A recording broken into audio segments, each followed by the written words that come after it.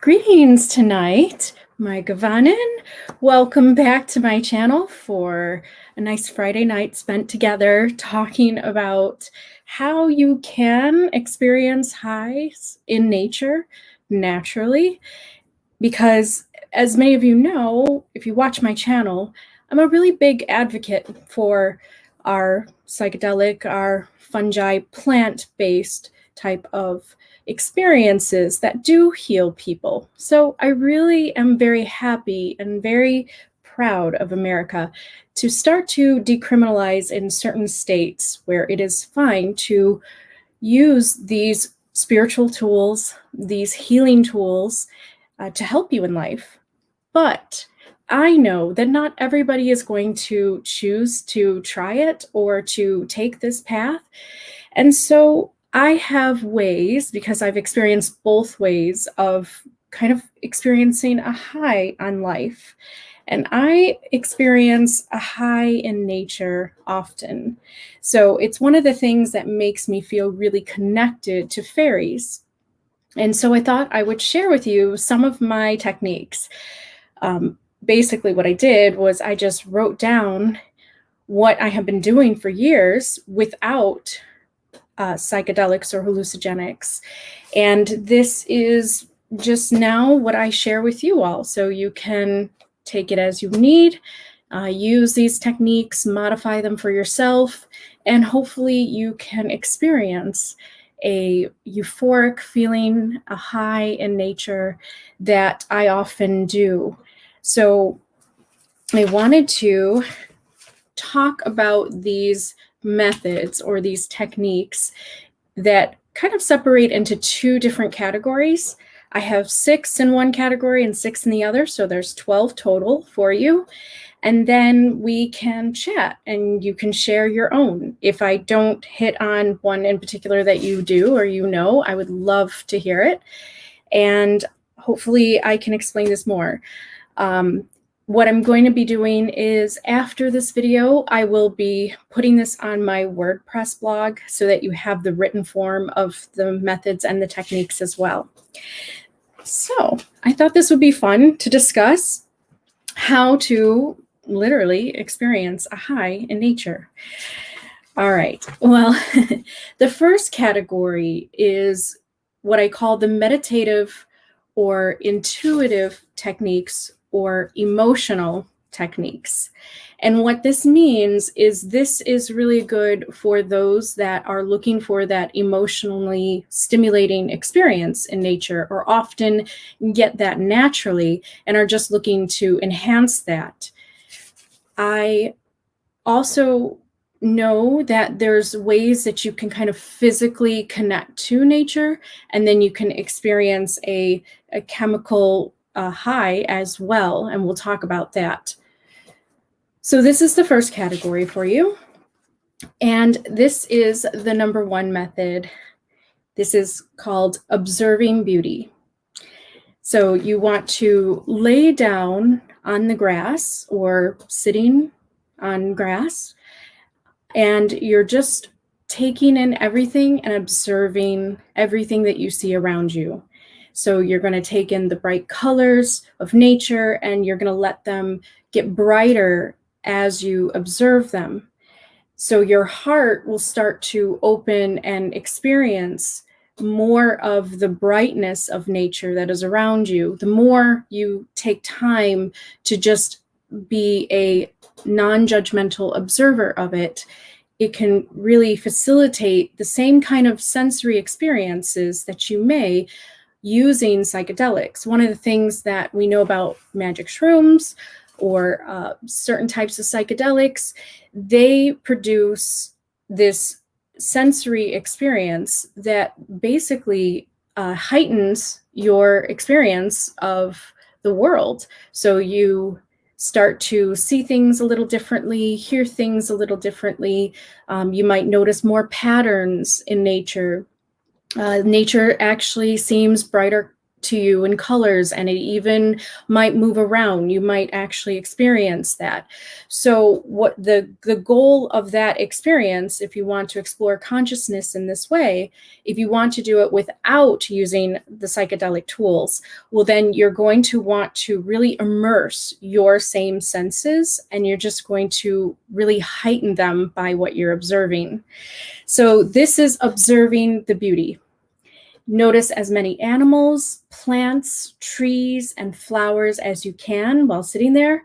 Take in their geometric shapes and their forms and their traits and their behaviors, and every single small little detail that you can notice within them. Try to see the beauty in every form that you see. So you're taking your whole scenery in, and you're noticing all the different forms of beauty that is there for you. And as you're noticing that, you may start to experience, well, I do, I start to experience this kind of merging with all of the beauty that I am seeing. And so you may start to experience that emotionally. You may even maybe get a heightened sensory experience in your sight of what you are able to look at and see, and you notice. And then you might even start to be able to take in different sounds. You might actually really open up those senses. So you can do that too without the tools of psychedelics. Psychedelics are basically just a tool in nature that can help you reconnect in that way almost instantly, because the chemicals in the plants and in the fungi, they rush to the brain and they help to release certain chemicals that produce this type of experience. Well, you can experience the same type of chemical reaction within your body and within your brain by kind of manipulating your senses in terms of heightening them, experiencing nature on a deeper level within yourself. And so you can get a very natural high this way. And I have achieved that many times, probably all the time. If I'm given a chance to be in nature for a long period of time, or even a shorter period of time, I will start to experience this kind of euphoric type of experience of seeing the beauty everywhere. So you can do this with music. I have done it both, like where you're actually just in a quiet place observing the sounds, which might help you more. If music is a very emotional thing for you in terms of how you connect to the world, and you have a soundtrack to your life, I think you know what I mean with that, where certain songs can actually heighten the experience when you're in nature. There are certain types of music that might do that for you, and we're also different. So it just might take some time for you to figure out what genre does this for you, but you may start to experience it with music as kind of this merging of consciousness with everything that you are observing, and you're seeing the beauty and you're hearing the beauty. And this is what gives you this euphoric rush of feelings, like you're in love with the world once again. This is biophilia, love for all living things. And this is something that you can experience without using the tools of psychedelics. The second method is the earthing or grounding method, where it works both in sand on a beach, or it works just on soil or in dirt or grass. You're going to take off your shoes and you're going to stand. I say stand first because you want to feel that energy from the earth. We have actual true electromagnetism at the core. It's basically what helps to keep everything in its place in our planet. So we have this very strong, intense field of energy at the core the center of our planet. And so when you're standing and you don't have shoes, so you don't have anything that's going to block that, it's just going to go straight up through the bottom of your feet and then rise up through your body. And this is electromagnetism. Everything is basically electromagnetism, and it will work with yours to bring you to a heightened sense. There are many cases and studies about how earthing and grounding yourself this way can be very therapeutic. It can be very healing, but it also can give you a high. I have experienced it in a field of flowers where I just was walking bare feet and I just closed my eyes, because the different experience with this from the first technique of observing beauty is you're going to go inward. You want to really feel the energy coming from the earth into you. And then as you're feeling that energy rise and rise up your body all the way, you might feel a need to twirl and to spin around and to reach your arms up and into the sky, in kind of this praise of life. This is something that can happen when you allow yourself to feel this kind of grounding energy that's coming from the earth.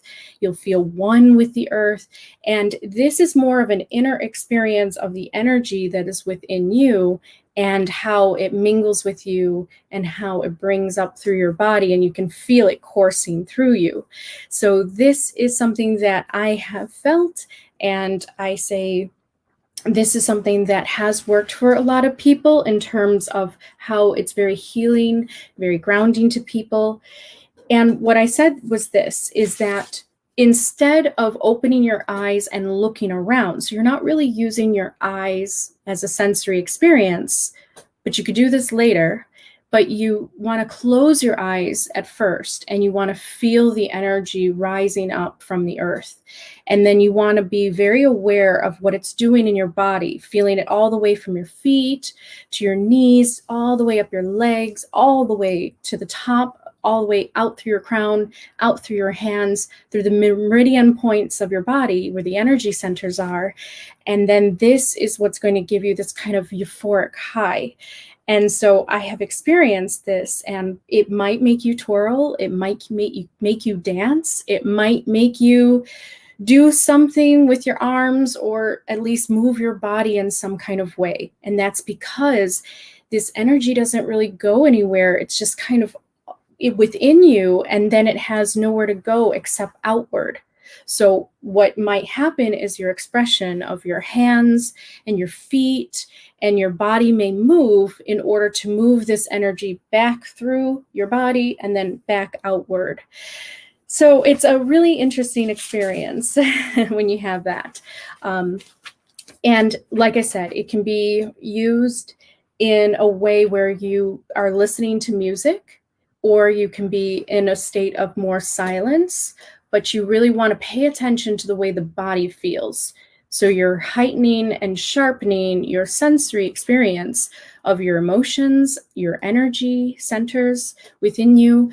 And then when you open up your eyes and when you're ready to kind of observe what you're looking at around you, you may see the world more beautiful, more brighter, more sharper in colors. And that's because you're playing with these energies and it's releasing chemicals within you, and it's giving you a high, just like psychedelics can do. And I said it also will help align your chakras too. I really do believe it. Chakras spin. They're like spinning centers symbolically, but also energetically. We can sometimes detect that and feel that. If a chakra is blocked, it might just be stagnant in the energy, and there's no flow. There's no flow, there's no movement, or at least it feels like that. So it's all about your experience. So with this, it might help to kind of get those chakras starting to spin all over your body, all the way up through your crown. And it can really help you with that. And it can give you a higher feeling of life in general. The third method I have is called the loving awareness gaze. And this was dedicated to Ram Dass, in the idea that you're going to choose a nice spot in nature where you can focus your intention and your focus on a particular animal, insect, plant, or tree or flower. And you're going to use that as kind of a form of meditation where you're focusing and you're just staring at that one thing that has caught your interest. And what you want to do is you want to look at it as if you are loving awareness, just being aware, observing that bird, observing that butterfly, observing that ant crawling across the dirt. And you are just in a state of loving objectivism or awareness where there's no judgment of it. And you simply are looking at it from kind of an observer point of view. And you're saying, I love this. I feel connected to this. You may experience a type of high or euphoria as you are gazing at this certain thing that you choose. This is because something about you connecting mentally to this object of your choice, of interest and your focus, will then release the chemicals within your brain and cause you to release these feelings of dopamine or serotonin, which are responsible for us feeling love. And love is when we feel connected. And so by bridging that mental connection with one thing that you are looking at, you are going to release those love chemicals through the body, and you will experience something. It's all different for everybody, depending on what you're looking at. But you may feel like a merging of consciousness with the birds that you're looking at. You may feel like you're one with the ants, looking at them. You may feel like you're one with the tree, looking at that particular tree and noticing how it's blowing in the wind and feeling yourself kind of merging with it consciously. So this is a way that, yes, I know it sounds like I'm high when I'm saying this, but this can happen just completely at a state where you're not on anything. You are just basically using the laws of energy and the idea of chemicals. Plants are made of chemicals. We are made of chemicals in many ways. And so when you are introducing certain chemicals, they create certain effects in your body and they rush to your brain and they create these amazing experiences that really do kind of open your sense of perspective at that moment. So that's what I call the loving awareness gaze. So thank you, Ram Dass, for that inspiration. I have a video actually all about Ram Dass because he was one of the wonderful guides that always loved nature, and he taught about how to just become loving awareness. And in doing so, you can get to a place where you're in a really high state of experience with life in terms of just, there's no judgment and you're just looking at things and allowing them to be. And this can bring you into a state of higher perspective within. The fourth one is called cloud or stargazing, I call it. It is not necessarily when you're looking for images in clouds, because that is working with the rational mind, the logical side of you, where you're trying to piece together certain shapes that are familiar to you in a recognizable pattern within your brain. No, this is more about an emotional experience with the sky in general, because earliest humans, we've always looked towards the stars. We've always looked towards the skies for answers, for where we come from, who we are. So looking upwards creates a type of euphoric sensation if you spend time at it and you really are conscious about what you're doing, or sometimes not, but you give yourself the chance to just kind of be present with the clouds and the vastness of the space above you and the sky. It can bring you into this place where you're kind of soaring above in the clouds mentally. You might feel this draw into space, into the sky. And that's because we are material, we are spirits, we are high spirits in a material world. And the sky represents to us higher, loftier, always more above. And in many ways, it represents beyond the material. And so that's why humans are always exploring and moving into space, because this is kind of what we feel instinctively to do. We just want to move up.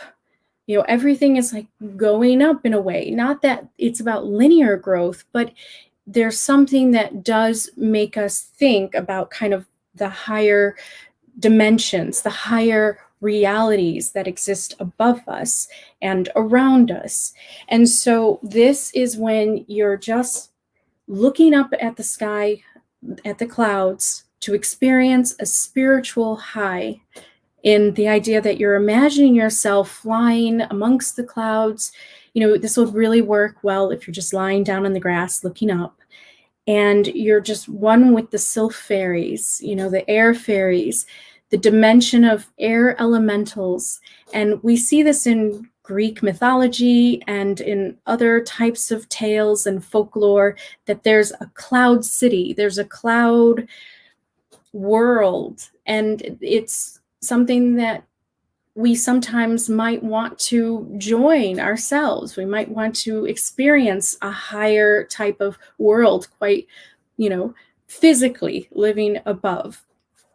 So imagine yourself looking up at the sky and project your mind into a higher state of living up there amongst the clouds, or let it become a portal to another dimension, to imagine another world, or to experience a connection to a more higher power within yourself or outside of yourself, if that's also what you believe and what brings you sense of connection. You can connect to the angels, you can connect to the higher beings, the higher spirits. This is going to start to make you vibrate higher in a way, an energetic way, and it will give you a high feeling, a euphoric high. I've kind of felt that and experienced that, and often it happens to me when I just kind of sit and just look up at the sky, and I can experience it in the daytime with the clouds and with the sunlight. That's really beautiful, looking at all the clouds and the different colors that coming through the clouds. It's really beautiful to see that. But you can also experience it at night, and it's lovely at night. You're just looking up at the moon, you're looking up at the stars, you're imagining yourself part of another experience, another reality. It's a form of escapism, but isn't that what psychedelics do in a way? Although this is a positive escapism, because what psychedelics happen to do is they just help you look inward. So even though we're escaping, this is the funny part, we're escaping into our subconscious. So we're actually escaping inward, which is really interesting. And it makes sense with Carl Jung saying, those who awaken, those who look within awaken, and those who look outside, they stay asleep. So you are quite literally escaping into the higher realities, into the higher realms that are within you, that are within your dreams and your desires and your goals, and what maybe your heart longs to experience, longs to see, either in this lifetime or in another. And this is where you're going more inward through this observance of the sky above you. So as above, so below. And that's where I believe that this really works, because you feel one with the higher realm that you are looking at, whether it be in the daytime or the nighttime. The nighttime is really lovely to do too, if you get a chance to. The fifth one is tree bonding. And I'm sorry, I'm trying to go through this fast, but just make sure that if you want to talk about anything, just mark it down in a comment and we'll talk about it more. Tree bonding is the fifth one. Okay. Yes, you can get high on trees, just being around trees. Scientists have actually started to see the chemicals in brains actually change when people spend a lot of time around trees. And this is now a practice called forest bathing. And they do this in Japan, and they do this kind of on a regular basis. So this is kind of a way to get this natural kind of chemical uplift and change in the alchemy of your body. And so tree bonding, what I do, because especially if you don't have a large forest that you might live by, because just walking for a while under the canopy of trees can do this to you. But say you don't live by a place that has a lot of trees, and unfortunately, in this modern time, we don't really have a lot of area with a lot of trees. So if you have, just a garden or just a street where you can friend a tree, and this is how you do it. You friend a tree, you pick a particular tree that you're really drawn to, that you feel some kind of bond to or love with. And you can deepen this experience by hugging the tree or putting your hand on the tree's bark and feeling the heartbeat of the tree. You can actually feel, if you focus enough, you can maybe sense all of the energy and all of the electricity that is basically going throughout the tree to give nutrients to itself and also to the other trees in the ground through the root system. So what you're doing is you're bonding with that tree that you have picked out, and you can either sit in the tree, or you can sit right below the tree with your back to the tree. So you want to feel the tree. You always want to be on the tree, connected to the tree somehow, your skin to skin with the tree. And you're going to just sit in silence and experience oneness with the tree, kind of this bond as if it is an old friend of yours, or a wise tree spirit, or an ent if you are into Tolkien. And you're going to feel this kind of bond with it and appreciate all the air that it's giving you. And you might have even experienced like a merging of your breath with the tree, as the leaves are moving. Feel and deepen the love for all the trees as the feeling enlarges, not just going from the tree that you're in or near, but then it starts to maybe spread out, as your heart starts to open. Then the perspective starts to widen. The chemical increase in your body and in your brain is creating this quantum field around you that is enlarging and bringing you outwards into the world. And you're starting to love all trees the same.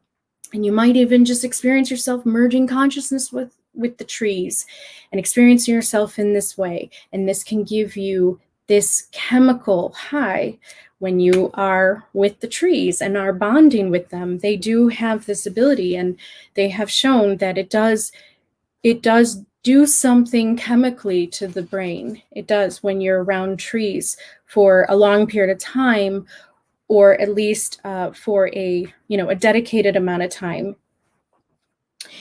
It takes more like a conscious effort. It's all about consciousness, really. So it's not just like if you're walking to the bus stop and you're just walking by trees, but your mind is on work. That's not how it works. It's about your focus, your mental connection to the tree, that then starts this chemical releasing of endorphins and other types of chemicals that bring you this kind of high euphoric feeling. I'm getting kind of high talking like this. So I'm like high on life right now. Cheers. Oh, wrong one. Let's do the not Sauron's eye. Let's do the Gladriel. Oh, I can't wait to see your comments. Okay. Number 6. All right. This is called water floating or deprivation tank experience. Not very creative on my part, but I just wanted to be very practical with it. So I have experienced this in water, and it's because you're shifting the sensory experience. The thing about floating in a body of water, in a lake or an ocean, a river, not so much a tub. You really need a space to do it. So a swimming pool is fine. Something that's big enough where you can really stretch out and really experience yourself floating. And if you don't know how to float, like my husband and other people, you just have to, this is something that you might want to learn as a life skill, because if you ever need to survive in water, you might want to know how to float. It's very easy. I used to teach swimming lessons, but you're basically all about really just being buoyant in your body. But when you're floating in water, it does create this sensory experience that's very different. Maybe not so much heightened. It's not like a higher vibe maybe to some people, but it could be a change in your sensory experiences, which is what psychedelics do. You like can taste color, or you can see sound. It's like a form of synthesia when you're using psychedelics as fungi. And this being in the water and floating, all of a sudden you have really no other senses that kind of are working except for your sight, your sound. But if you're under the water, you will hear things totally different. And this kind of starts to change the sound around you. And I have gotten into kind of a meditative, higher place of perspective and state when I've been in the swimming pool. It has instantly calmed me down. It has helped heal some kind of mental blockages or problems. And then it just can kind of take you to another place. It's really hard to explain because you're just kind of floating.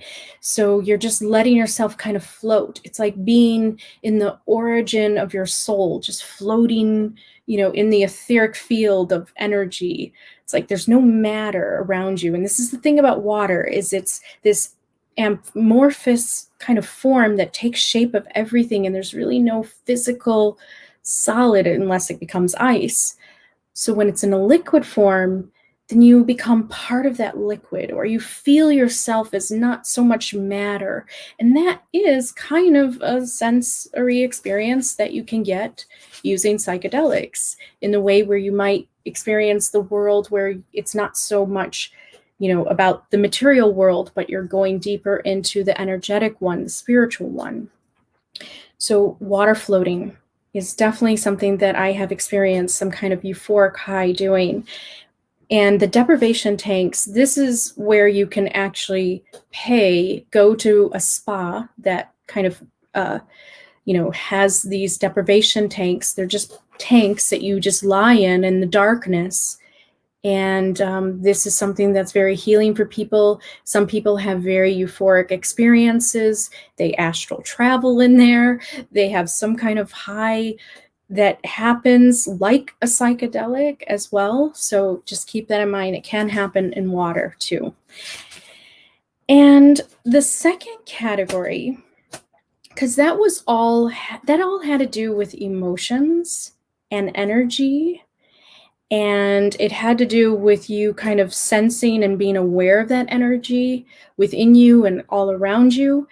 But there's a realm of the mind where you can kind of take yourself into the higher realm. So I call this second category the mentally stimulated technique, knowledge-seeking highs. So this is for the person that is really mentally stimulated in life. Like they're always enjoying learning and increasing their knowledge. And in some way, it gives you a little bit of a high to learn more, to expand your brain and your consciousness in this way. So some of the more physical types of people, maybe they're not interested in this. And this is why we have some people who never really, get really deep into a subject, but there are some that will. And this is about nature. So this is about you kind of becoming almost like a botanist or a biologist in starting to really look deeper into nature. But before we get into that, you can experience a mental stimulation by a poetry high. Nature poetry can actually do this to us, especially I found if you're sitting in nature and you're reading a nature poem or an essay that is written by what they're known as nature writers. So it's not so much an author that writes more about like full-on stories, but nature writers usually are known to be those that have sit out in nature and have observed nature and then have written down their observations about nature in a very descriptive way. And so they write poems or essays about it. There's a few.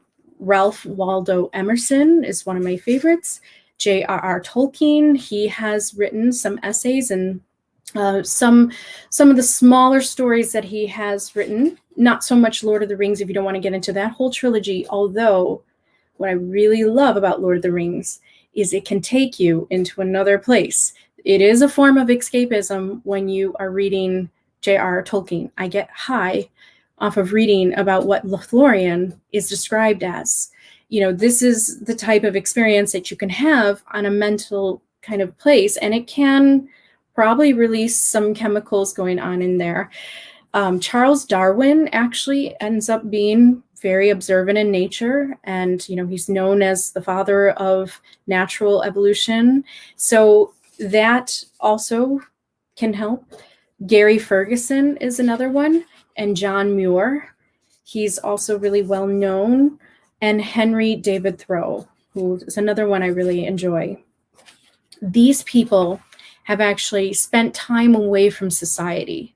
They have actually used that as inspiration for their writings. So when you're reading their essays and their poems, when you're sitting in nature, it can bring you this kind of mental stimulation as you're imagining the love, all the love for nature that this author is having for nature in this moment of what he is observing, what he is describing. And then you can continue that and feel more inspiration through you, feeling like you're in love with nature as they're bringing this out of you in their descriptive ways. So you can dive deep into the description of the language and yourself, you know, to allow yourself to kind of explore. And I'm pretty sure, because I have experienced a certain high while reading Tolkien or reading some of Thoreau's journals, and it's just this kind of really beautiful feeling of nature connection. And when you're done reading, the world may indeed look brighter to you. It may look more beautiful because then you're in this place of really detailed observation of nature itself. And that is what causes this heightened sensory experience of the world. So you're basically inspiring yourself with some of the great works of others.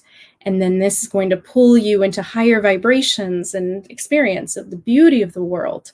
So that's what I have experienced. I laugh at myself because it sounds silly, but it's true. You can get high on nature poems. Number 2 is knowledge high. So this is a type of euphoric feeling that I have personally felt. If you have felt this, please tell me, because I just want to know and make sure I'm not the only strange one here. Certain nature documentaries, certain films that go deep into nature have given me a sense of kind of euphoric high while watching them. And I am not necessarily on cannabis or anything at that moment, but these are a way of just kind of affirming some of the knowledge that you already have. So you're watching a visual representation of something that you already feel deep inside. Oh, I knew that about deers. Oh, I knew that about the fungi. And it's a really beautiful feeling of connection with what you're seeing visually in front of you. And then you can also experience kind of a high when you're learning something new and something that's really interesting. And the thing about nature that's so absolutely beautiful, and I'm getting like a high feeling about it right now, is that nature has these hidden functions within every plant and tree, and it takes like a botanist or a biologist to uncover it sometimes, or a fairy, and it's it has multiple functions. You'll have a plant that is like helping another plant. You'll like learn about that. And you'll have a plant that, can heal humans. And just learning the depth of nature can put you into a state where you're like going inward on a subconscious journey with your knowledge expanding about nature. And then you have like what I call fairy vision, where you're actually able to understand everything about a particular plant or flower or tree, and you understand its functions and its benefits and how to care for it. And it's just like a really beautiful experience. And this is what these nature documentaries do. They allow humans to love nature in a very in-depth way, in which they won't maybe have to go to, university and learn about the subject. So it's a great way to experience the depth of nature and increase your knowledge without really having to leave your own living room. Really beautiful. Here are some of my favorites. So get a pen if you want, or you can go to my blog afterwards and I'll have it all written down. Intelligent trees. I did a video on it. I loved it so much. I had to talk about it all night long. Intelligent trees goes into how trees live in a community-based perspective of living, and idea that they work together, they are collaborative, they're not competitive at all. So intelligent trees. David Attenborough's A Life on Our Planet. Love those. My Octopus Teacher. I went through kind of a spiritual experience with that, because I loved kind of going deep into the ocean and listening to this beautiful connection that was happening between this diver and an octopus, and what the octopus taught the diver some very deep spiritual messages. So it brought me into this place of high. The Botany of Desire, which is really interesting. It's all about how flowers, plants, trees, they're kind of connected to love, in the idea that they stimulate our desire and our love for beauty. And it's because they're trying to populate themselves. This is what life is. It's like there's a chemical attraction because life is trying to move forwards, and it happens even within flowers and even within plants, as much as it does within humanoids.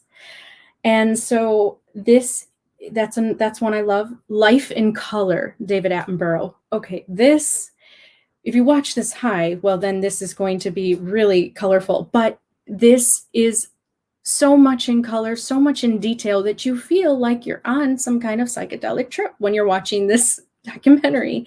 It's a series. It's just absolutely beautiful. The other one is Earth at Night, seeing all the bioluminescent life forms and the things that glow in the night. Just gives you kind of this different experience, sensory experience, that maybe you wouldn't normally have.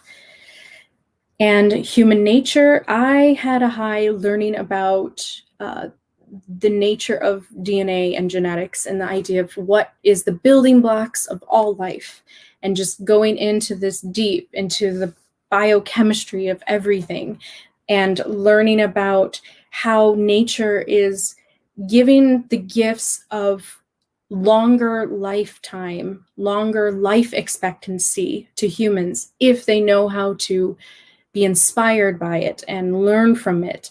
It can increase our livelihoods. It has all the secrets, everything that all humans are desiring. It's all in nature. And so we just need to just keep on uncovering and unveiling those secrets for a more futuristic, better, peaceful, beautiful, wonderful world for all souls, and a more abundant lifestyle. It's all in nature. So Human Nature gave me that feeling. Oceanic Aliens, this will take you on another trip where you're deep inside the abyss of the ocean and you're looking at all these alien life forms. They came from the stars, and you've never seen them before up on top of the surface. And the life forms that live in the ocean are so strange in the way that they function and the way that they move and the way that they look. It can give you sort of a euphoric high, an experience of a different sensory experience. The last one I will mention is fantastic fungi. Well, this one is about fungi and it goes into the healing of psychedelics, but it's more about how beneficial fungi is to our planet and how it has many benefits for humans to use right now, in the present, and in the future. And it just makes you love life so much, knowing and understanding fully a very important part of the natural life cycle of all nature, which is the decaying part, which is what fungi does. And so it's a really wonderful way of just experiencing that. Third method is called the science of nature high, or biophilia. So this is kind of like watching a nature documentary that you really love and are learning from. This is more about you taking the time to study and look into the biology of nature. So you can look at different scientific study of nature in books by biologists, by sociologists, by those that actually spend time in nature, understand the ins and outs of nature. I have a couple books I can recommend. Well, the one definitely is Fantastic Fungi. This book is absolutely beautiful, and it will teach you everything about fungi and go into that. And I experienced a little bit of kind of a euphoric high just because it's so well written. It's really beautiful. The other one I really love is Diana Kroger. I have several of her books. She is a really wonderful teacher of trees and understanding how they work. And so that is another type of way that you can go into nature and experience a really deep kind of euphoric sense of connection with all living things, which is the biophilia experience. Another book I just wanted to mention was Entangled Life by Merlin Sheldrake. She is an actual biologist, and so she writes about her experiences and her knowledge. So yeah, you can get kind of a biologist type of high in that experience.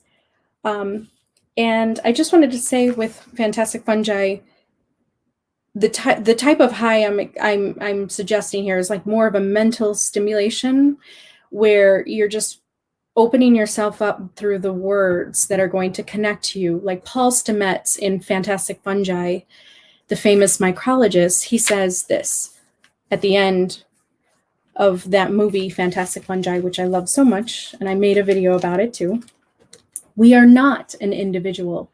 We are a vast network of molecules and energies and wavelengths. The interconnectedness of being is who we are. And so that's kind of the thoughts that happen when you're taking psychedelics. So by just watching that, you might experience kind of the same chemical release when you're hearing those words, maybe not to the point where you're actually experiencing it through your eyes, through some of your other senses, but you can get pretty close. I've gotten a pretty intense spiritual experience and high watching Fantastic Fungi and just loving the mushroom world more and more. It's really wonderful. The next one, actually, as Paul Stamets does say, he says that some magic shrooms can bend time and space.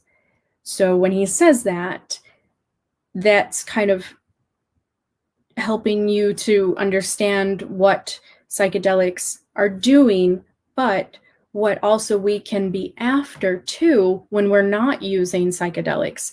We can look for ways that can heighten our consciousness and our experience of this life that's bending time and space.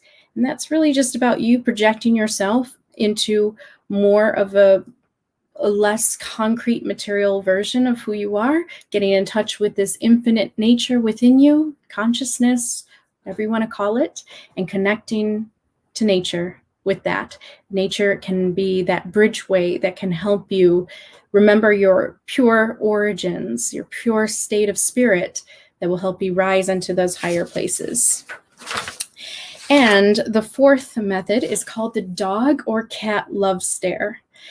It is a known scientific fact that looking into a dog's or cat's eyes, and I want to say horses, because horses are also those that have spent a lot of time with humanity, and they have formed a bond or a relationship, maybe not to the level where cats and dogs do, but horses still. And I think those who own horses, they might experience the love stare of horses. I know I have seen it in horses. They can appreciate their rider in the idea they can respect the rider for how they are treating them and feeding them and taking care of them. So you can experience a love stare, a chemical release of oxytocin and dopamine from cats, dogs, and horses. And scientists have actually experienced that or have seen that, and they've measured that chemical release of those, love hormones in the body, because we're much like plants, where we have all types of chemicals that really cause these alchemical changes throughout our bodies. And so the release of oxytocin and dopamine when you're staring at your dog's eyes or your cat's eyes or your horse's eyes in a loving way, you are connecting to them mentally. They are gazing back at you, noticing the love, acknowledging you and your presence. And they give you a high that is recognized in this chemical release that is genuine, because we do love our pets. We love our animals we spend time with, and they bonded with you as well. So you can absolutely experience a high just kind of staring at your cat, your dog, or your horse. Now, they say it takes about 5 minutes to see in some brains the chemical releases, but I would say that it works faster if you're already kind of in an aware state of kind of spiritual oneness and love. I've experienced it faster. So this is something that I just wanted to just add. But yeah, it rushes to the brain. It gives you that experience. You see the love and the respect back. You can have this intense spiritual experience just looking at your pet's eyes. And that is the fourth method. The fifth one is called the fairyland visit. Tolkien said the land of fairy was within our imagination when we are enchanted by nature and the fairies. So this is when you read a good fantasy tale or folklore and you experience yourself there in your mind, becoming a resident of fairyland, becoming a resident of this kind of fantasy world.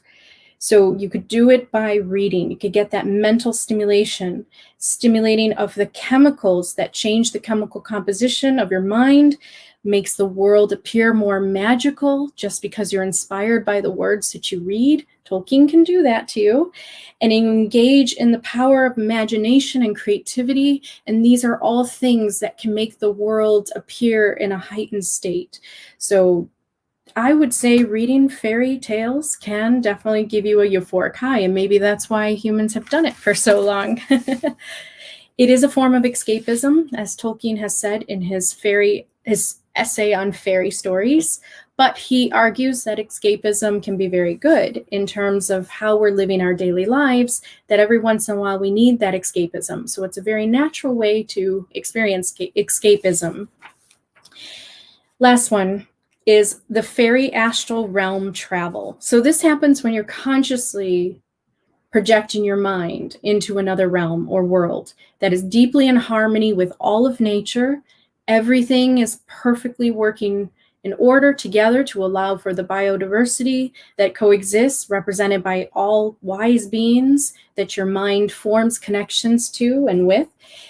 This is a little different than reading stories about fairyland, because that is already kind of being built for you by another author that Tolkien considered were wizards in the way that they weaved their words and put a spell on people with their words. But the astral traveling is where you don't have anybody else. It's just you. You're just listening to your subconscious. You're going inward on an astral journey. And so what you want to do is just, you could do it in your bed. You could do it outside. You can put yourself into a quiet state anywhere really and project your mind into kind of another realm, another world, and focus on what you want it to feel like. What do you want it to, what do you desire to experience and see and feel? And you might start to experience some kind of chemical release within you where you come out of that experience and you have a euphoric high. After my astral traveling to Pleiades and to fairy realms and other places around the galaxy and in other dimensions, and even in Lothlorien or Rivendell through, Tolkien's imagination, I have felt a euphoric feeling coming back. Like I'm a resident there. I belong there. I connected with those beings that, in a way are a type of reality that I experienced within that astral projection. It's a type of meditation going inwards with an active mind, creating and choosing your own adventure while you're there, as you're projecting your thoughts into another space, another time, another dimension. And while doing this, and afterwards, you can experience a type of high. Okay, last one. This is just one thing I wanted to say. There is a way that you can experience kind of a euphoric feeling when you are getting in the zone, painting, inspired by nature. There's something about that mind connection while you're painting, you're creating yourself, and you're looking at nature. You're doing some kind of mental connection with it.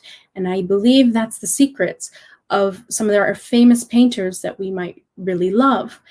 Monet was one of them. He made 250 paintings of the water lilies under the bridge in France where he loved. And so spending that much time in nature, he had some kind of passionate connection and euphoric high. You can get there too if you kind of camp out in nature, paint what you see and what you observe, or you could do it by your memory if you're not out in nature, but you might be able to experience some kind of euphoric high. I believe that Monet did, although he might not have showed it so much as Vincent van Gogh did. But Vincent van Gogh, he is one of my favorite painters because of his deep connection with nature on a mental, emotional, spiritual level. He was such a fairy soul in so many ways because he was so home in nature, didn't care what other humans thought about him. He said he was going to paint what he felt when he was in nature. That was one of the things he did. He only sold one painting while he was alive. And now, one painting is a couple millions of dollars. It's because he was a soul. I want to cry when I think about it. That dedicated all of his focus, all of his soul, all of his life. He just yearned so much for the beauty of nature. I believe he was always high in nature. When he was sitting in those cornfields and he was drawing it, or when he was painting, he was probably always high, in this state of euphoria. And his quotes, I'm starting a really nice journal where I'm going to put all his quotes and I'm going to draw pictures around him because I want to keep his quotes close to my heart. Because when you read his quotes, you feel his spirit was just in nature. I mean, there are so many quotes where he's just like, I just love sunflowers so much. I wanted to paint how beautiful they are to me. I'm shaking. I'm actually shaking because this is that higher vibration I'm talking about. It's like an actual chemical experience within your mind and within your body. Vincent van Gogh was always high in nature. So if you ever want to be inspired, and I don't think he took psychedelics, I'm not sure. I know absinthe and some other things were really popular back then in France, especially during like the Impressionistic era. But I have a feeling he didn't take anything, and it was just who he was. But I can't prove that. I'm not really sure. But there are two movies that might give you a euphoric high sensation when you're watching it. I promise I have experienced it. One's called Loving Vincent by Douglas Booth. It's on Amazon. It is a trippy experience. We want to talk about psychedelics. This is a trippy experience when you're watching this movie. It is taking all of Vincent van Gogh's paintings and having like 100 artists that are collaborating to create this animation, and they are doing a whole story in animation using Vincent van Gogh's paintings. So the whole entire animation is Van Gogh's paintings, and it's all about his absolute love of nature and his isolation from humanity. But there is such a depth in him, such a high euphoric feeling when he's in nature. It can inspire you. The second video that I recommend is called At Eternity's Gate. The actor William Dafoe did an amazing job depicting this kind of high that you get in nature. There's a scene at the end where he's just like wandering through the fields, and he's like touching every wheat that he's fingering and looking up at the sky, and he's like smiling and laughing. I mean, people would think he was nuts back then, and there's probably a reason why people were afraid of his paintings, because they weren't ready for it. So much passion, so much feeling of depth with what he was seeing and trying to convey the emotional experience within when he was looking at nature. I mean, I'm like getting a high just experiencing this right now and feeling this. But yes, those two videos could bring you into that state where you see how Vincent van Gogh is a good example of a soul who is always high in nature. He always got high on nature. And maybe I'm like that too, you know, and maybe that's why I appreciate him, but I know I'm not alone. So that's why I wanted to share that with you and give you these 12 distinctive techniques that I've never written down before, but I finally just jotted them down from memory of what I have experienced in life. How do I experience nature on such a heightened level where I feel like I'm high, but I'm not, because I've experienced both. So I know the difference. And I would say that on psychedelics, it's more of a heightened journey, kind of inward with your thoughts. And then without the psychedelics, it's more of a physical experience with your sensory and your observation. But it could be like that for other people too. I'm not really sure. It could be very different for anybody who does anything. But okay, well, let me calm down my energy. That was really fun. And let's talk. Oh, I love that name, Fairy Whisperer. Thank you, H7O Polo. I like that nickname. All right, let's see. Anybody who has any experience in nature that wants to share with me like this? Oh, holotropic breath work, like breathing a certain way can produce highs. Yeah, like this video is more about connecting to nature on a kind of a visual, stimulating. Breath work can happen too in kind of a meditative way, but you might be focusing more on your breath and your breathing and feeling yourself breathing. So these techniques are more, I don't know, they're just more focused on nature, what we observe in nature, how we experience our relationship with nature, and how that can bring us on a high kind of experience. You're out of your element here. Well, I mean, I know that you have done psychedelics too, so you kind of know, but Yeah, I mean, you can get this kind of high feeling. And, at risk at sounding like a loon, like I'm putting this out there, yeah, you can feel high in nature. Hi, I see a lot of new faces. Oh, welcome, Kimberly, Anastasia Johnson. You're not new, but I welcome you. I haven't seen you on another video, on a live chat. Glenn Delays, nice to see you. My Gavanen, which means well met in Tolkien's Elvish. And let's see, Bonnie, it seems like you enjoy this with your emojis. Noreen, tree aura makes me high, but I'm smoking too. But around trees, it increases the feelings. Yeah, it definitely does. The science has definitely been proven to stimulate some kind of chemical reaction in the brain just by being by trees. And this just, I think, has a lot to do with how connected we are. And then H7O Polo, humanity needs to grow up and move out of Mother Earth's basement and get to a higher realm. Are you with me on that?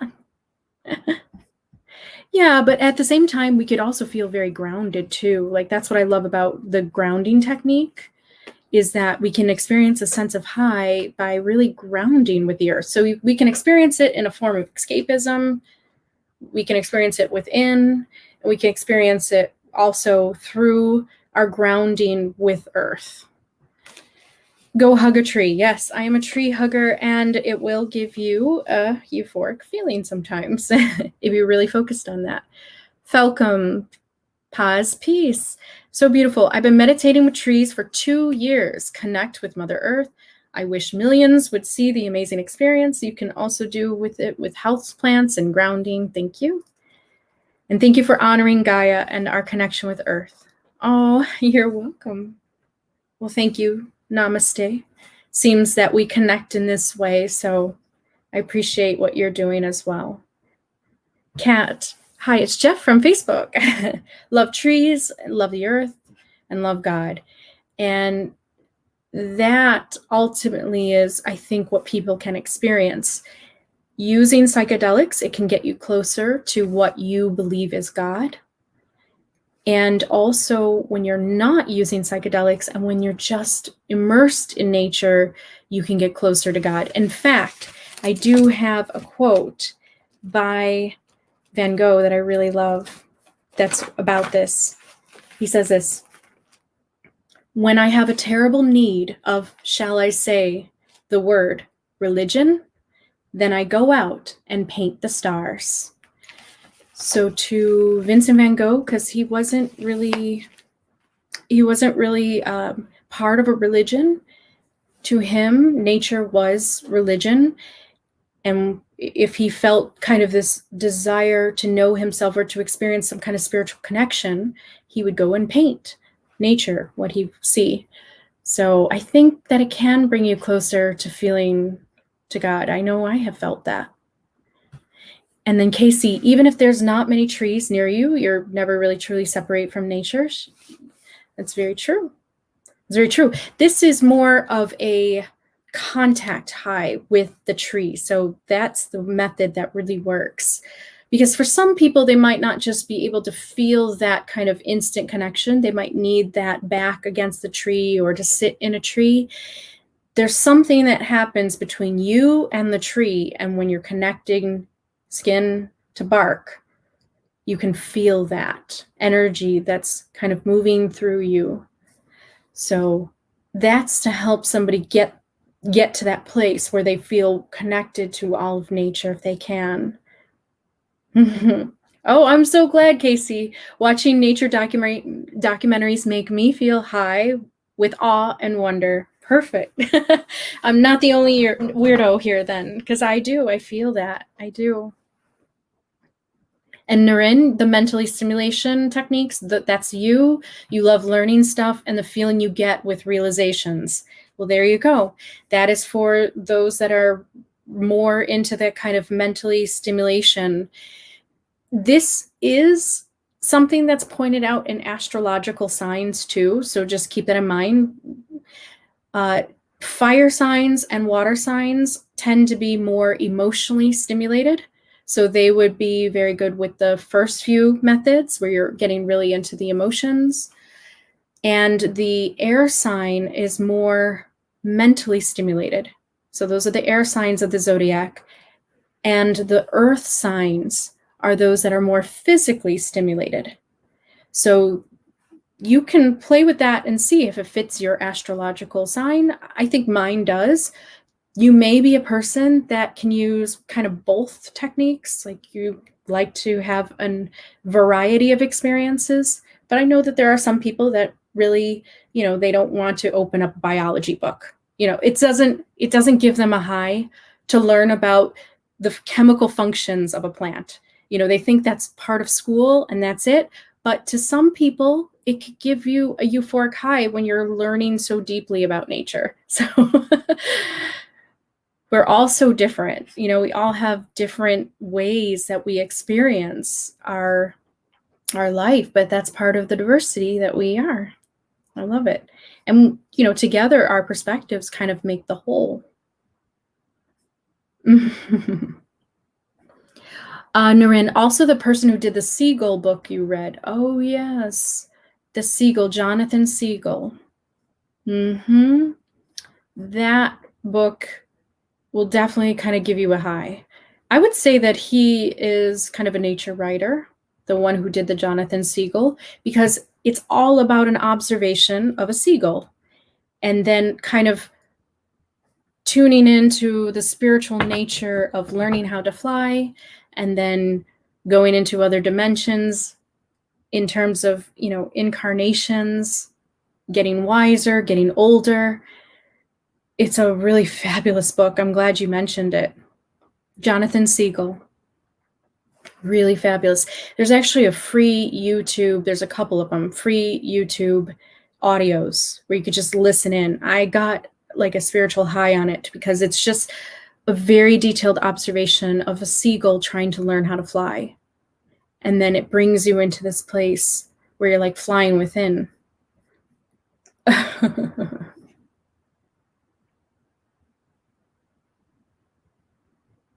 Yeah. And flight risk. I've had this feeling and I chase it in my life. It's also called opening your third eye. Yeah, definitely. I would say for me, this is called crown chakra enlightenment. Third eye is when you start to see past the illusions and the duality of the world. The third eye is when you start to see what is, not what you wish it to be. Third eye, the ajna, is about you seeing into the true wisdom of things. But the crown chakra is divine love connection to all things. So they work together. Your crown chakra cannot open first without you seeing past the duality and past the illusion of separateness. As soon as that opens and you go through that experience and you're in that stage of the third eye awakening for a while, dealing with things, healing from what you're seeing, really learning how to forgive, let go based on what you're experiencing within the duality of this earth, and then your crown chakra opens. So all of these techniques, I would say, are about the crown chakra. So that is the last pinnacle point of divine connection, love connection with everything, total understanding, unity and oneness with everything. So it's just right after the third eye awakening in that phase. But I'm glad that you mentioned it because you can't have the crown chakra opening without the third eye first. Naren, why is the realization feeling different with science versus hearing wisdom teachings? I think because science provides you a closer investigation of the functions and the mechanisms, how things work. Whereas the wisdom, the poetic expression, the intuitive teachings of nature, they appeal to our intuitive mind, our emotional mind, our imagination. So it's working with two different sides of our brain in a way. The science is bringing us the mechanisms, the functions, the true benefits, the facts. And then you have the other side, and you need both, to really be a balanced person in terms of your mind, keeping them really balanced.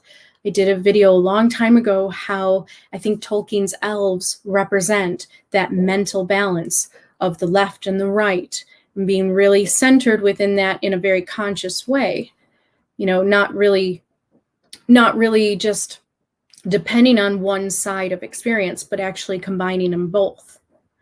That's a very old video and really bad green screening. But I didn't have really good lighting, I think.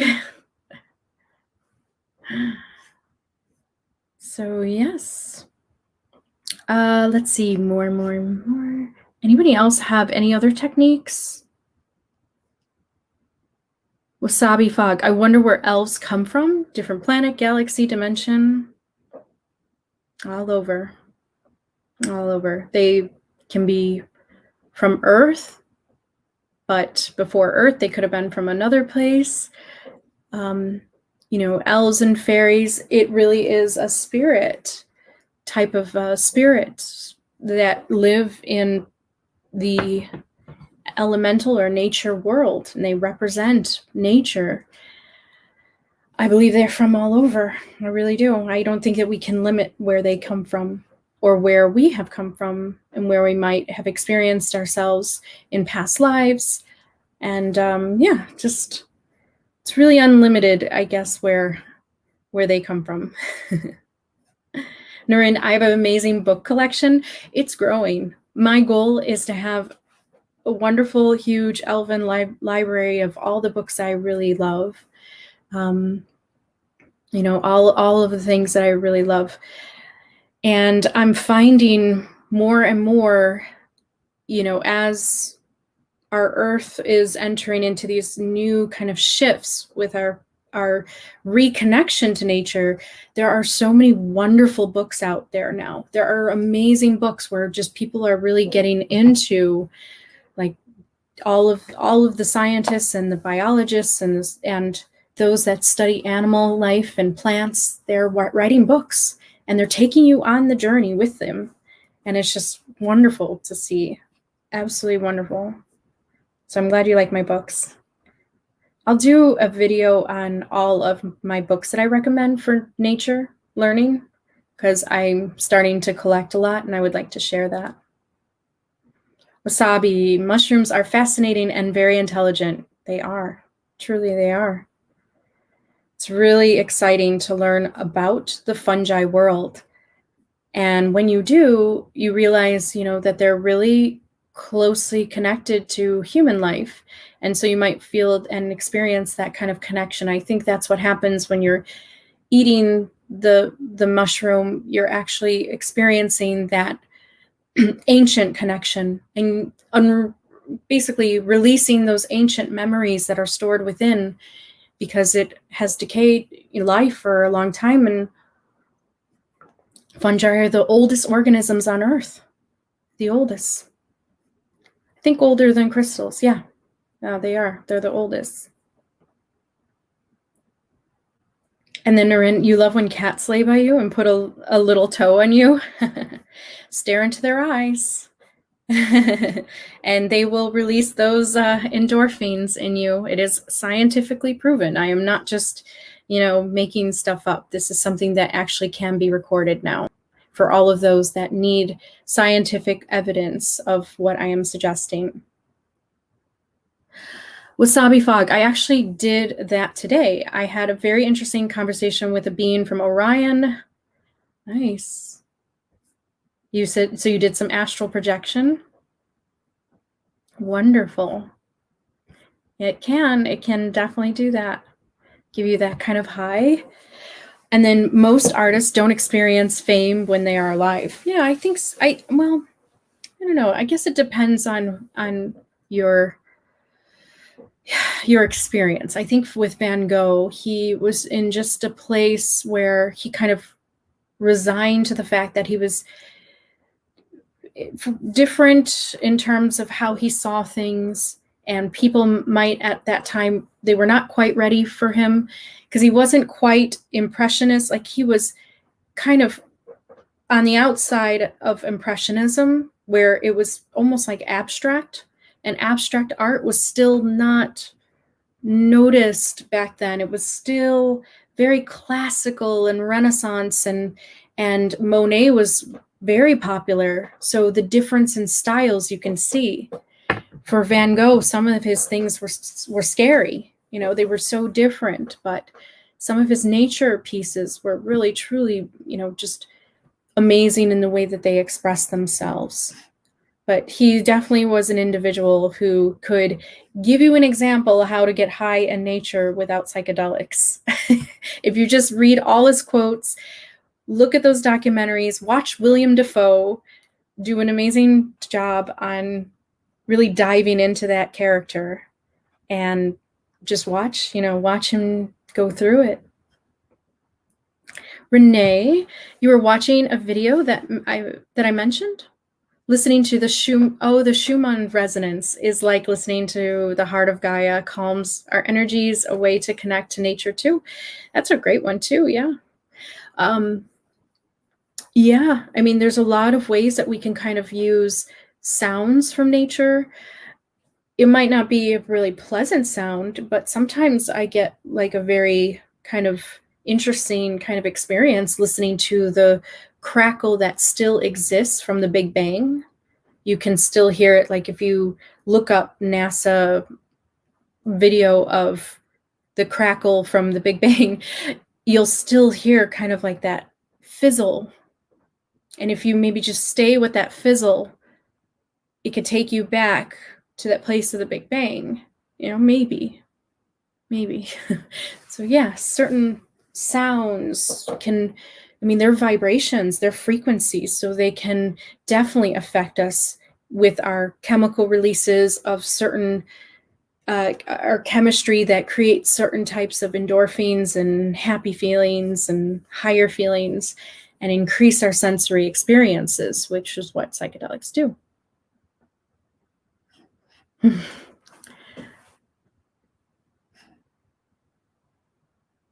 And then Luna, I mean, trees do occasionally release chemicals. Oh yeah, they release them all the time. So you're getting connected to that, and you're also finding that your body works in the same way, releasing those chemicals. It's more like releasing nutrients, and like you said, the exchange of oxygen and the photosynthesis exchange. So yeah, it's a really interesting way that you can kind of experience your bonding with trees. Wasabi Fog, I'm new. I just found this channel when I was looking for information about mystics. Good. Well, welcome to this channel of many things, many topics. I hope you enjoy your stay. And I hope you find it peaceful and healing and welcoming to just be yourself.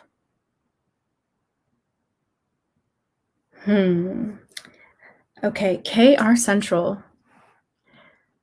Glad I caught you live. Your videos are awesome. Oh, some of them I've converted to MP3s to listen to on the go. Wow. Oh, that's so amazing. Have you tried the breath of fire breathing technique used in yoga meditation? Brings such a nice feeling. It always brings a smile. No, I have not tried the breath of fire. I know this one. I don't know if that's the same one. I know that there's some that like with the deep breath of the stomach, but I'll have to look into that and see. It sounds really neat. Maybe you're getting in touch with like the fire energy, the element of fire. Nurin, it's so crazy. My interpretation of third eye is opposite. I'm an idealist, so it actually makes sense. Oh, an idealist in terms of your philosophy, like how everything is mind.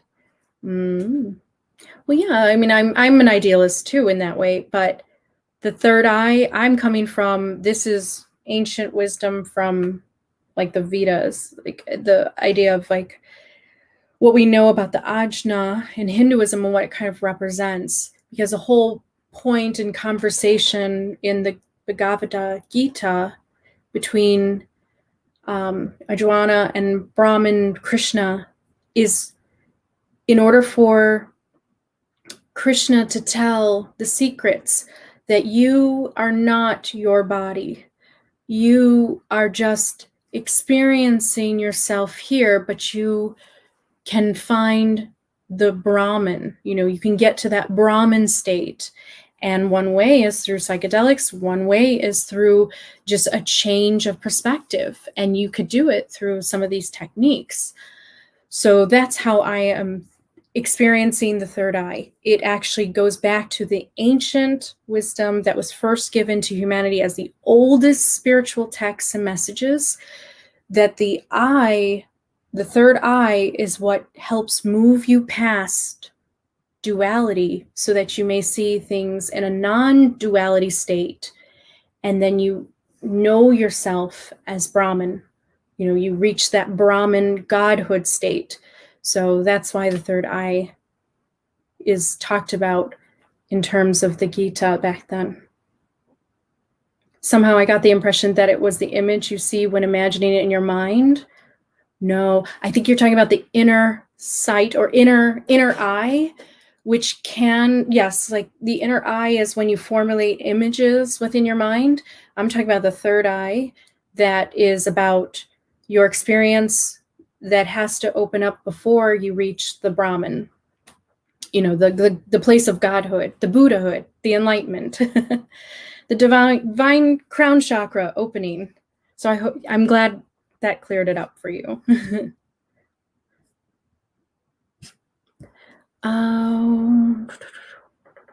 Vlad the inhaler, what does it mean to get high? Well, I gave you 12 different ways you can experience it. You can get high in life in terms of the way you see things, your perspectives. You can actually physically experience like a vibrational high. Everything is energy, so you can actually charge up the energy and feel that. There's so many different ways. You could feel it through the emotion, an emotional high, a physical high, that mental high where you're learning and expanding your knowledge and growing and feeling yourself in that power of knowledge and consciousness expansion. That can give you a high. So there's lots of ways that I think you can experience a high on life. Renee, are you excited for Amazon's Lord of the Rings series? I don't have that streaming, but might need to get it. The mythic history is a remembrance of our ancestries, like the mushrooms and trees. I am excited, very much so, because that will just help to bring in all of that history of the elves and how they got to the place where they are by the third age, by the Lord of the Rings. And I think it's important to see that. Naren, it's more an intense experience with which way, Naren? Is it more intense experience? I'm very excited for the series. I really am. I heard that it is going to be a very big budget, so I'm hoping that they're using that money well. What is it, like $1 billion or something? It's such a large budget. So I'm anticipating it for sure. Vlad the inhaler. Do you think getting high through the use of psychedelics has a place in spirituality? Yes, absolutely. I think it's a tool. Because when you're ingesting plants, you're getting that instant chemical release, but you can get to a place, and it might be more intense with psychedelics. It might. Since I've experienced both, I would say that with psychedelics, it's more of intense. So if you're looking for that exploration of consciousness, you want that intensity of experience, then you could do the psychedelics as a tool. But it's not necessarily needed. And there are people that will never do them because of their own personal beliefs. And I respect that. But I am very happy that America is decriminalizing them slowly but surely in lots of different states, because I do believe in the healing that it provides. And so I'm a really big advocate. And the healing is connected to the spiritual realizations.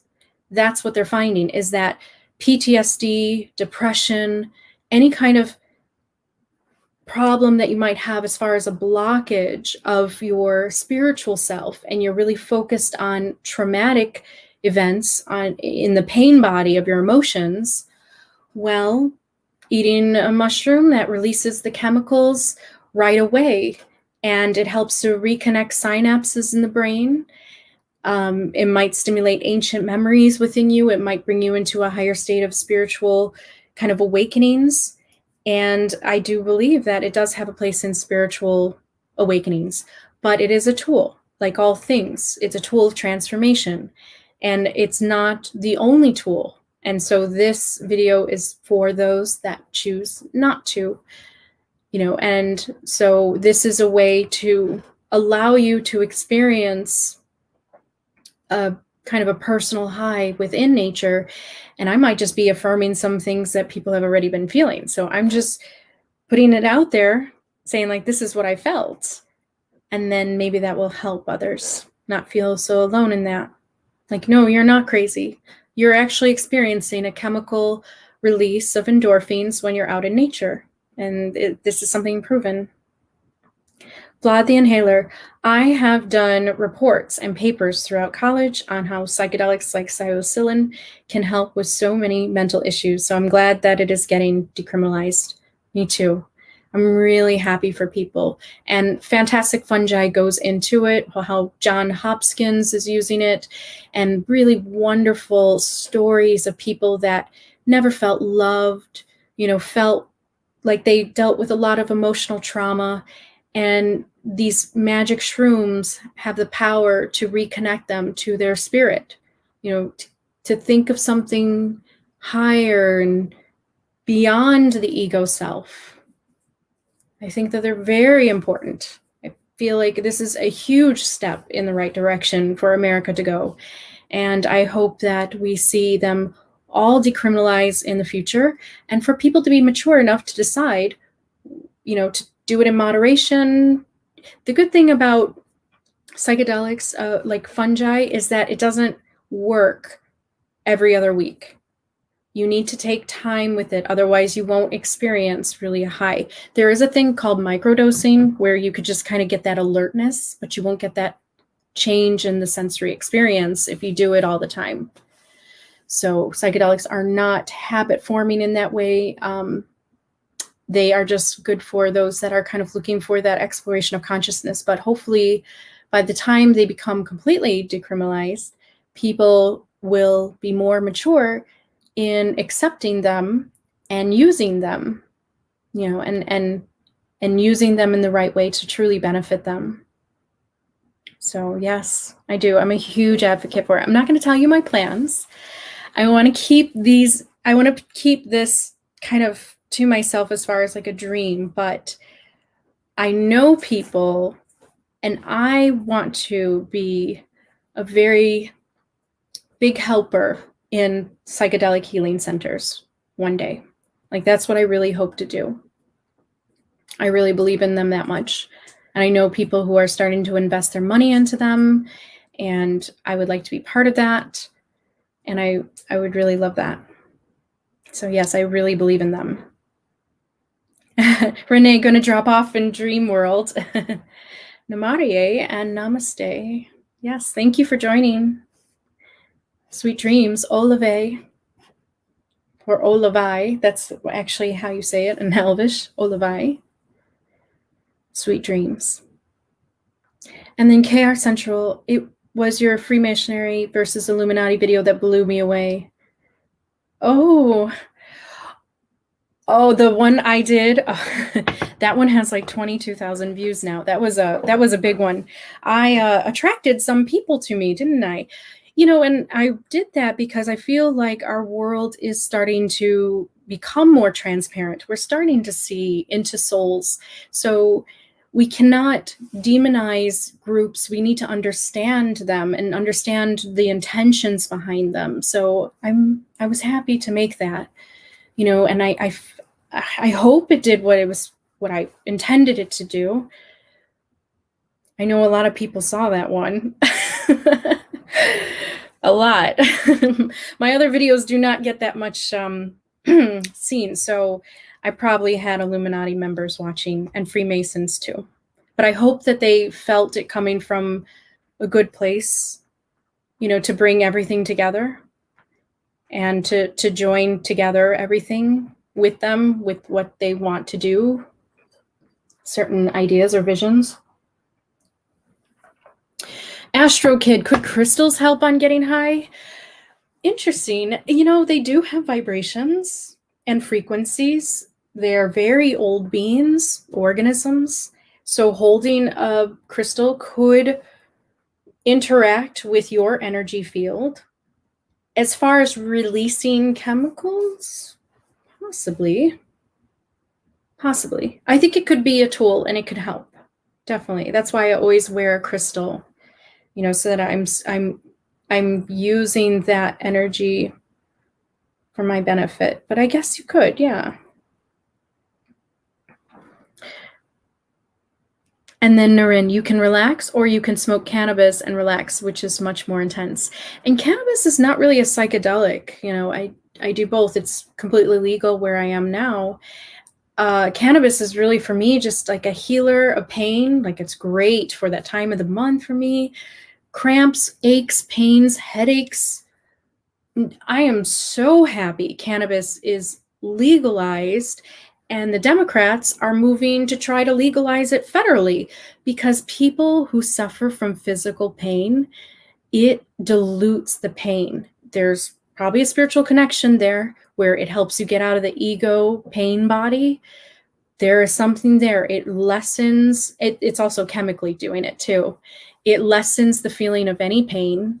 So it's wonderful for people that just feel like a physical pain in their body.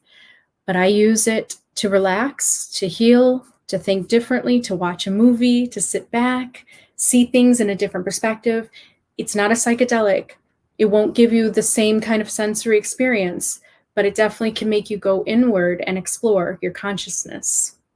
So I do like cannabis as well. Justin Kurt, if we could drop some LSD into the water. Yeah, it's a type of fungi too, right? Yeah, well, that's the thing, is like, we can't force anybody to have that experience. That's a really big debate. Like, would the world be better if everyone was able to take a psychedelic? I used to kind of think that way, and then I'm realizing not necessarily. I think you have to go into it prepared and ready, because you can have a bad experience with looking inward. I say bad trips are always needed, because it means that there's healing that needs to be done, and so it's pulling it out to the surface. But if you're not prepared going in, if you're not ready for that, it can cause paranoia. You could freak out in some kind of way, because you could explore your inner consciousness and not really be ready for that. So that's why I think, like, we can't make everybody do psychedelics. Although the idea that it could change the world, yes, I believe that psychedelics could change the world in terms of everybody having a consensual experience that goes into it as a mature, conscious, consensual being. Yes, I believe that psychedelics will help us remember things as a soul. But I don't think that we can force it on others, because then they won't be ready for it. And if you're not ready for it, you can have a bad trip, and then you can blame it, and then they'll never do it again, and they'll blame it, and then we'll get the laws against it again, and it'll just, yeah, it'll cause a mess. And then Janice Ruiz, I completely support fungi. In fact, just had a bit the other day to help through blockages, to help release and hurt. Wonderful. Cheers to you. Cheers to your healing journey and exploration of consciousness. It's wonderful. Vlad the Inhaler, how much of an influence have psychedelics played a part on your journey towards personal enlightenment, if you want to call it that? I've had many different kind of awakenings, experiences. So here's the thing about mushrooms. It's funny, because I really resonate with the fairies. I consider myself like an elfin soul in a human body, maybe even somebody who has had a past life as an elf or in another realm or another planet. And so what I have experienced with shrooms is that it has helped me remember this deeper connection to fairy and to nature that I have on a mental level, but this world has been such a different experience of fairy and such a different experience of kind of higher civilizations. And I'm here to witness that. But it's almost like shrooms have helped me remember my elven spirit in that way. I actually did not start really getting into fungi until during quarantine. So it's been recent on my journey. I have done cannabis a few times, and that has been a part of my journey, not all the time. I'm not what you call a pothead because I just don't feel that I need to do it every day, but I'll do it when I feel it and want that conscious, feeling when I'm into it. But I would say psychedelics, I kind of had my awakenings. I had a near-death experience before I did psychedelics. And then the psychedelics have only enhanced what I have already kind of awakened to. I hope that makes sense.